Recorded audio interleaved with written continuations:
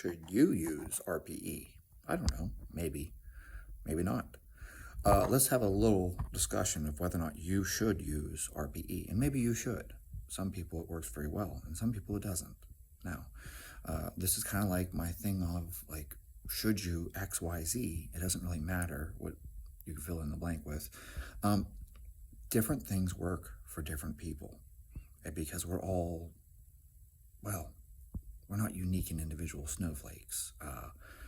It's like a lot of us can use this, and then half of us have to use something different. So it's not like you're so unique that, you're the only person it works for. But, let's just say, theoretically, it works for 50% of people, and it doesn't work for the other 50%, which is still important because you need to know what side you fall on, right? Should you use RPE? Well, here's the deal. If you're a beginner, you probably don't have enough experience to use RPE effectively. So you're probably better off using a target. Like you're probably better off saying, I'm going to squat, 135 this week, and I'm going to do, whatever, sets of 5 or something. And next week I'm going to squat, 135 for sets of 6. And then the next week, I'm going to squat 135 for sets of 7, right? So now we have a target. You're shooting for a rep range here, and you're trying to add a rep each week. So if you did 3 sets of 5 this week, next week you want to try to do 3 sets of 6. Or alternatively, let's say you're doing 3 sets of 3 as your workout, and this week you did 185 for 3 sets of 3. Next week you want to try to hit 190 for 3 sets of 3, right? So we're still giving ourselves a target because you're a beginner. Okay, and that's good. I wish I was a beginner still. The beginner gains are fantastic. You can pretty much add 5 pounds every week. You can probably get another rep every week, and you can progress that way. The thing is that as a beginner, though, you don't have enough training experience under your belt to really know what a 1-rep mix feels like or to really gauge accurately, right? And we know this. There's studies out there. You don't need me to tell you this. This isn't just like, oh, this is just Chad's opinion. There's studies out there showing that people massively, screw this up. So it's like, I think I have 1 rep in reserve. That was an RPE 9, and then if they really push, they get like 5 more reps. Okay, so you were leaving some reps on the table there. You weren't really taking that set far enough. Meanwhile, for an advanced lifter, someone who's been lifting for a long time, like you kind of know, like that last one came up so slow, I'm probably not going to make the next one. That was an RPE 9. Ooh, this one was so hard. That was everything I had. That was an RPE 10. It's not like probably I won't make the next one. Like I know I won't make the next one, right? So that was RPE 10 because like there's no way I was getting another rep on that one. Versus like maybe I could have got 1 more rep. That's like RPE 9, right? You guys are smart. You understand what I'm saying. But then you have different personality types, different psychologies. And so you have people like me who every single time I squat, I'm like, yeah, I could get 1 more. Because I'm fucking crazy and I think I can get 1 more. And I'm like, I don't care how that one felt. That one felt terrible. I probably just misgrooved it. I'm sure I can get 1 more. And then you get buried and you end up dumping the bar into the pins or, the safety catches, whatever it is.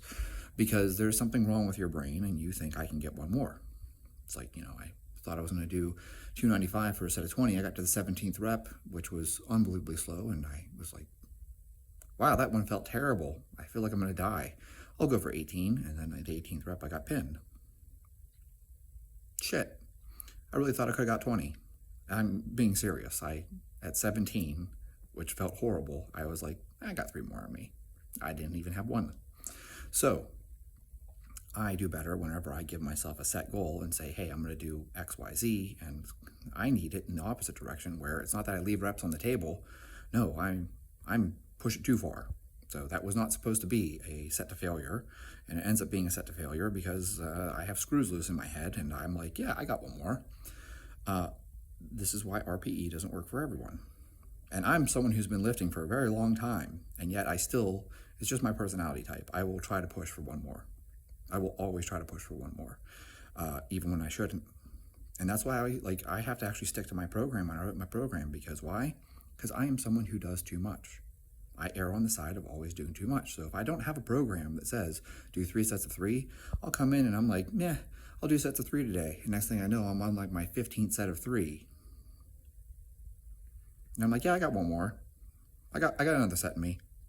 And next thing you know, it turns into like a 4-hour-long squat marathon of doing sets of 3 because I'm like, yeah, I can do another one.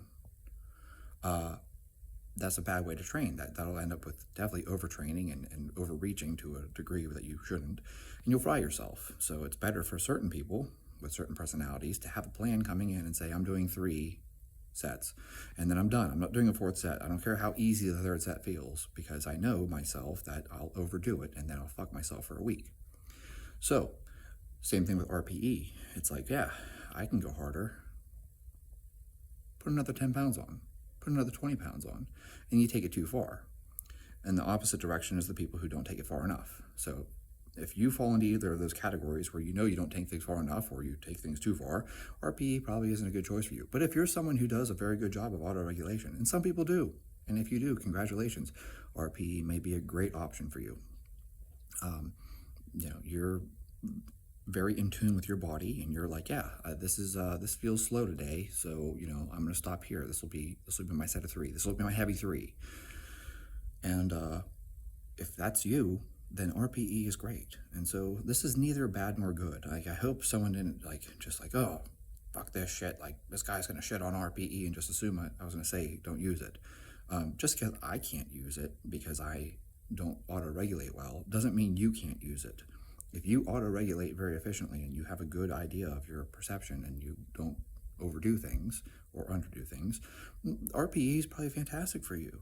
You're going to go hard on the days where you feel good, and you're going to back off on the days where you need to back off.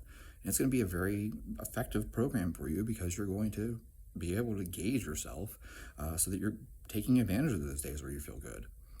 For other people, like myself, I need to just stick to the plan, because if I don't just stick to the plan, I'll overdo it. And then you have the people who, if they don't just stick to the plan, they underdo it. They're like, oh, that was an RPE 9. It's like, dude, that's like 50% of your max, and you only did it for 5. Are you sure that was an RPE 9? Oh yeah, that felt really hard. That last one felt slow. Okay. Some people do that, and if that's you, you're better off, choosing a program that either picks percentages or chooses a weight or gives you a rep number you need to hit. Like, I know I need to hit 9 this week, and next week I know I need to hit 10. Right? It doesn't really matter how you make your progression. I really don't care if you decide I'm going to do the same weight every week and try to add reps, or I'm going to do the same reps every week and add weight. It doesn't matter. Progression is progression is progression. We all know this. You're getting stronger. Okay, if you can do 100 pounds for 10 reps and the next week you can do it for 11, you got stronger. And if you did 100 pounds for 10 reps and next week you did 110 pounds, and you got stronger. So don't overcomplicate that shit. But the RPE thing, it's definitely something that comes down to a little bit of preference. Maybe prefer to train that way, and then it also comes down to a little bit of like your personality psychology. Just like, how are you as a athlete? Do you overdo things? Do you underdo things? Do you auto-regulate well? If you auto-regulate well, it works great for you, and you should use it then. So if you don't, then I already explained that part. If you don't auto-regulate well, you're better off just sticking to the plan.